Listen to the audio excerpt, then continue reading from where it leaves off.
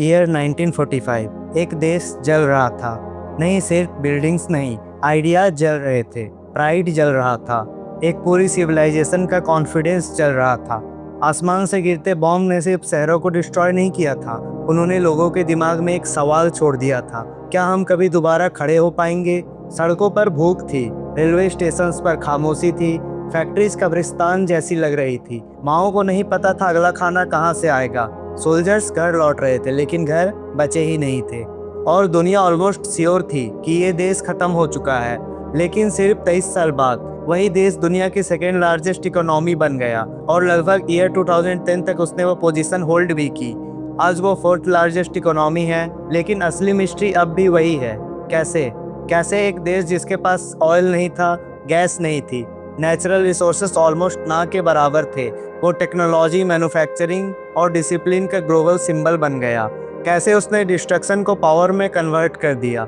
और सबसे डेंजरस सवाल, क्या उसकी सक्सेस उतनी परफेक्ट थी जितनी दुनिया को दिखाई गई?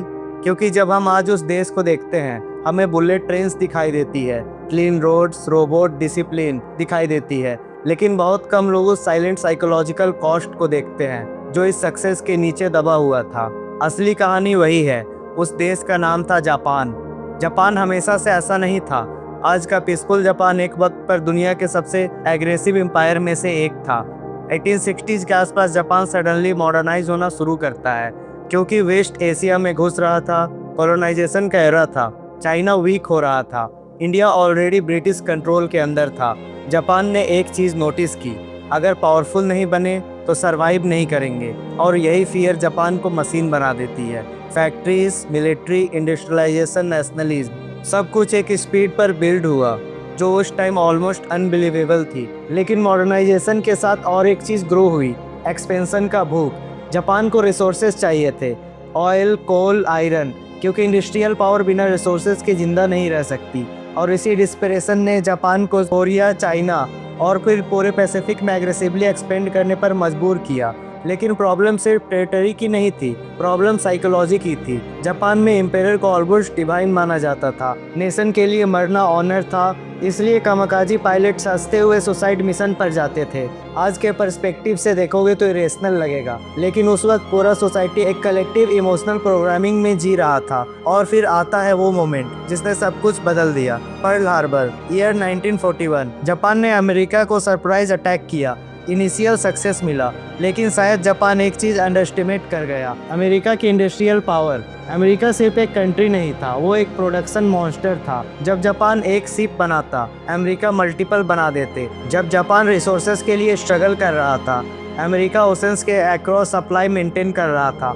और धीरे धीरे वार जापान के अगेंस्ट टर्न होने लगा। शहर जल रहे थे, सप्लाई लाइंस कोलैप्स होने लगी, लोग भूख से मरने लगे। और फिर 6 अगस्त 1945, हिरोशिमा। एक सेकेंड, बस एक सेकेंड, और फिर पूरा शहर हिस्ट्री बन गया। लोगों के शैडोज दीवार पर प्रिंट हो गए, स्किन मेल्ट हो रही थी, पानी मांगते हुए लोग सड़कों पर गिर रहे थे। और सिर्फ 3 दिन बाद नागासाकी। आज भी बहुत हिस्टोरियंस डिबेट करते हैं, क्या सेकेंड बॉम्ब ज़रूरी था? लेकिन उस डिबेट के पीछे एक अनकंफर्टेबल ट्रूथ छुप जाता है। एटॉमिक बॉम्ब ने सिर्फ जापान को डिस्ट्रॉय नहीं किया, उन्होंने जापानीज आइडेंटिटी को फ्रैक्चर कर दिया। क्योंकि पहली बार जापान ने रियलाइज़ किया, ब्लाइंड मिलिटरिज्म उन्हें ग्रेटनेस नहीं, एनिलेशन तक ले गया।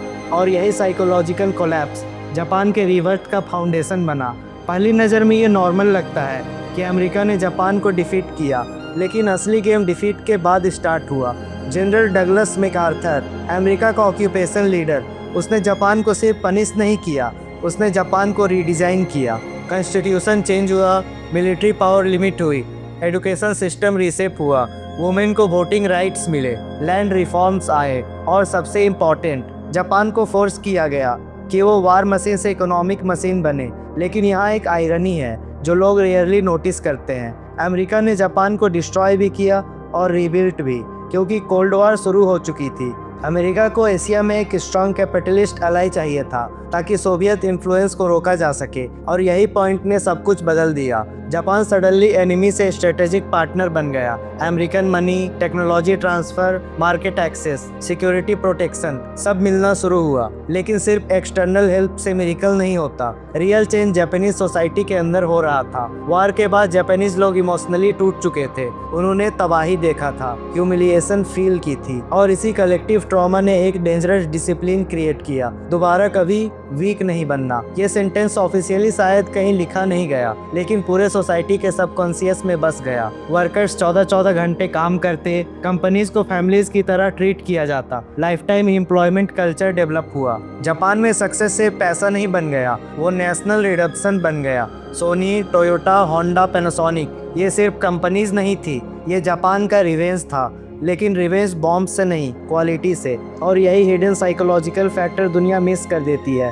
जापानीज मैन्युफैक्चरिंग इतनी ऑब्सेसिव क्यों बनी? क्योंकि उनके लिए डिफेक्टिव प्रोडक्ट सिर्फ बिजनेस लॉस नहीं था, वो नेशनल सेम था। और शायद इसी माइंडसेट से जन्म हुआ ऐसी फिलॉसफी का जिसने पूरी जापान की आइडेंटिटी ही बदल दी, काइजन फिलॉसफी। काइजन एक जापानीज फिलॉसफी है जिसका सिंपल मतलब होता है रोज थोड़ा थोड़ा बेटर बनना। यानी एक ही दिन में ह्यूज सक्सेस या परफेक्ट रिजल्ट के पीछे भागना नहीं, बल्कि हर दिन अपने काम, हैबिट्स और प्रोसेस में 1% इम्प्रूवमेंट करते रहना। इसी साइकोलॉजी में फोकस बिग चेंज पर नहीं, बल्कि उन छोटी छोटी चीज़ों पर होती है जो टाइम के साथ मिलकर मैसिव डिफरेंस क्रिएट करते हैं। जैसे एक वर्कर मशीन को थोड़ा और इफिशिएंट बनाता है, एक सेफ टेस्ट को 1% और इम्प्रूव करता है, एक क्रिएटर एडिटिंग को थोड़ा क्लीन करता है, और एक कंपनी हर दिन अपनी मिस्टेक को ऑब्जर्व करके बेटर सिस्टम्स बनाती है। धीरे धीरे ये टाइनी इम्प्रूवमेंट एक्यूमुलेट होने लगते हैं, और फिर एक टाइम आता है जब दुनिया नोटिस करती है कि ये लोग इतने कंसिस्टेंट और परफेक्शन ड्रिवन कैसे हैं। इसी माइंडसेट ने जापान को ग्लोबली फेमस बनाया, क्वालिटी, डिसिप्लिन और परफेक्शन के लिए। फिर आता है ईयर 1968। जापान ऑफिशियली दुनिया की सेकेंड लार्जेस्ट इकोनॉमी बन गया। जापानीज कार अमेरिकन कार्स से ज्यादा रिलायबल थे। जापानीज इलेक्ट्रॉनिक्स चीपर भी थे और बेटर भी। अमेरिका सॉफ्ट था, ये डिफीटेड नेशन अब उनके इंडस्ट्रीज को चैलेंज कर रहा था, और यहाँ से जापान का इकोनॉमिक एक्सप्लोजन ऑलमोस्ट अनस्टॉपेबल लगने लगा। टोक्यो नियोन लाइट से भर गया,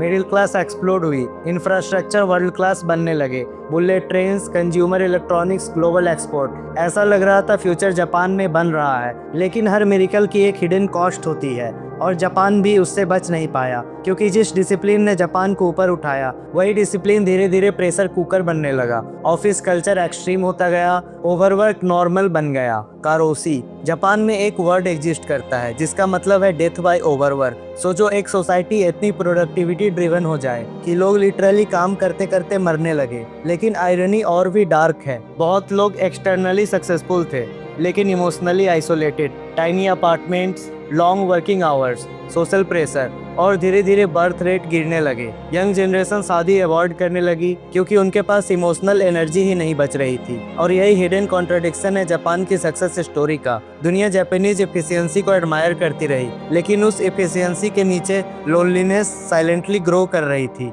और फिर 1980s के एंड में जापान इतना रीच हो गया कि लोग बिलीव करने लगे जापान फ्यूचर में अमेरिका को इकोनॉमिकली सरपास कर देगा। टोक्यो प्रॉपर्टी प्राइसेस इंसेन हो गए, स्टॉक मार्केट बबल एक्सप्लोड कर रहा था। एक वक्त पर टोक्यो के इंपेरियल प्लेस की लैंड वैल्यू पूरे कैलिफोर्निया से कंपेयर की जा रही थी। लेकिन प्रॉब्लम यही थी, जब society continuously upward momentum feel करती है तो रियलिटी डिस्टॉर्ट होने लगती है। लोगों की ओवर एक्साइटमेंट एक तरह का मैडनेस बन चुका था। लेकिन फिर ये इकोनॉमिक मिरेकल धीरे धीरे एक डेंजरस बबल में बदलने लगा। प्रॉपर्टी प्राइस स्काईरॉकेट कर रही थी, स्टॉक मार्केट इरेशनल एक्साइटमेंट से भर चुका था, हर तरफ बस इजी मनी का क्रेज था। और फिर बबल बर्स्ट हो गया। 1990s, stock market crash, property collapse, bank weak और फाइनेंशियली कमजोर हो गए, और इस पीरियड को बोला गया द लॉस्ट डेकेड्स। और यही detail most motivational video skip कर देते हैं। जापान की स्टोरी लीनियर सक्सेस स्टोरी नहीं है, वो rise, trauma, discipline, obsession, loneliness और स्टैग्नेशन का कॉम्प्लेक्स साइकिल है। आज भी जापान टेक्नोलॉजिकली एडवांस है, सेफ है, ऑर्गेनाइज्ड है, लेकिन अंदर ही अंदर वो डेमोग्राफिक क्राइसिस फील कर रहा है। एल्डरली लोगों का परसेंटेज तेजी से बढ़ने बढ़ने लगा। बर्थ रेट कंटिन्यूअसली गिर रही थी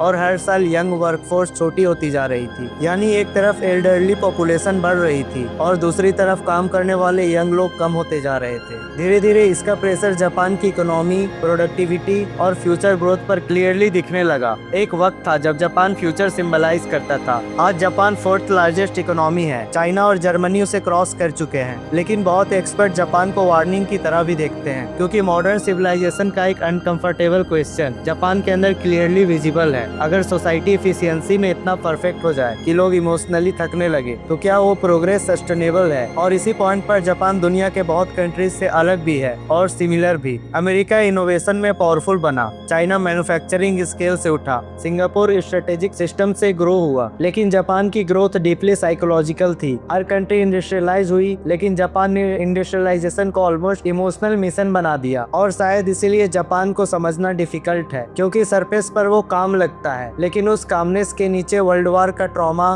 national same, discipline, fear of weakness और परफेक्शन का प्रेशर भी क्वाइटली एग्जिस्ट करता है। और शायद इसीलिए जापान की स्ट्रीट इतनी शांत लगती है, क्योंकि कुछ सोसाइटीज अपना पेन लाउडली एक्सप्रेस करते हैं और कुछ उसे साइलेंटली ऑर्गेनाइज कर देते हैं। जापान ने एसेस से राइज किया, लेकिन सिर्फ बिल्डिंग्स रीबिल्ट नहीं हुई थी, एक पूरे नेशन ने अपना आइडेंटिटी दोबारा इन्वेंट की थी। और शायद यही जापान की सबसे बड़ी लेसन है। डिस्ट्रक्शन कभी कभी नेशंस को खत्म नहीं करता, वो उन्हें साइकोलॉजिकली रीसेप करता है। लेकिन हर रिवर्थ की एक प्राइस होती है। कभी वो प्राइस ब्लड होती है, कभी लोनलीनेस, कभी साइलेंस, और कभी एक ऐसी जनरेशन जो सक्सेसफुल तो होती है लेकिन अंदर से थकी हुई। जापान की कहानी इसी कॉन्ट्रडिक्शन की कहानी है। एक देश जो दुनिया को फ्यूचर दिखा गया और साथ ही एक वार्निंग भी दे गया कि सिविलाइजेशन सिर्फ टेक्नोलॉजी से स्ट्रांग नहीं होती, उसे इमोशनली भी सरवाइव करना पड़ता है। और दुनिया की सबसे पावरफुल स्टोरीज सिर्फ हिस्ट्री बुक्स में नहीं मिलती, वो छुपी होती है सिविलाइजेशन के राइज और फॉल में, इंसानों के माइंडसेट में और उन डिसीजंस में जो पूरी दुनिया बदल देते हैं। ऐसे ही डीप सिनेमेटिक और थॉट प्रोवोकिंग स्टोरीज के लिए पिक्सेल्स बाय निशांत के साथ जुड़े रहिए।